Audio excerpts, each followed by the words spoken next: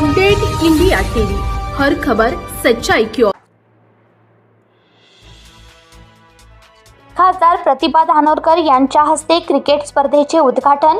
Varadvinayak sport क्लबच्या रात्रकालीन स्पर्धा प्रारंभ। भद्रावती नगर परिषद क्षेत्रातील प्रभाग क्रमांक 14 येथील अहिल्यादेवी होळकर चौक लगतच्या मैदानावर श्री रामनवमी उत्सव समिती संलग्नित वरदविनायक स्पोर्ट क्लब आयोजित रात्रकालीन शॉर्ट सर्किट क्रिकेट स्पर्धेचे उद्घाटन नगराध्यक्ष प्रफुल्ल चटकी व नगरसेवक राजेश बदकल, कविता सावंतकर यांच्या उपस्थितीत वनी अरणी चंद्रपूर क्षेत्राच्या खासदार प्रतिभा धानोरकर यांच्या हस्ते थाटात पार पडले। या प्रसंगी व्यासपीठावर नगरसेवक राजेश शामराव बदकल, नगरसेविका कविता सावंतकर, विजय डुकरे, शंकर चिवंडे, ज्येष्ठ नागरिक अरुण एरकाडे, मधुकर सावंतकर इत्यादी मान्यवर उपस्थित होते।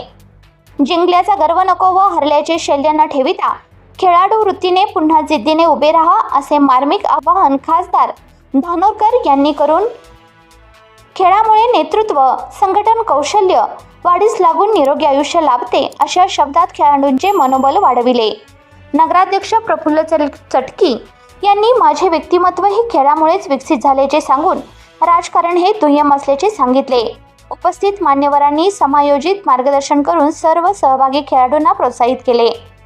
स्पोर्टिंग क्लबचे अध्यक्ष रोशन बदकल, अमर सावंतकर, रितेश बुच्चे, किशोर सातपुते, शंकर ढेंगळे, दिलीप दुर्गे, सतीश चेंदे, अक्षय आस्कर, मनीष बुच्चे आदी समिती सदस्यांच्या हस्ते मान्यवरांचा सत्कार करण्यात आला।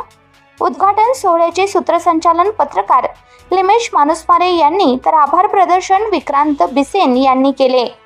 अपडेट इंडियाशी बातचीत करताना खासदार प्रतिभाताई धानोरकर यांनी पुढील प्रतिक्रिया व्यक्त केल्या। अपडेट इंडिया टीव्ही प्रतिनिधी लिमेश मानुसमारे। आजच्या या स्पर्धेबद्दल किंवा आयोजनाबद्दल आपण काय बोलू इच्छितो? आज गौराडा प्रभाग क्रमांक 14 या ठिकाणी वरदविनायक स्पोर्टिंग क्लबच्या माध्यमातून क्रिकेट सामन्याचं आयोजन करण्यात आलं।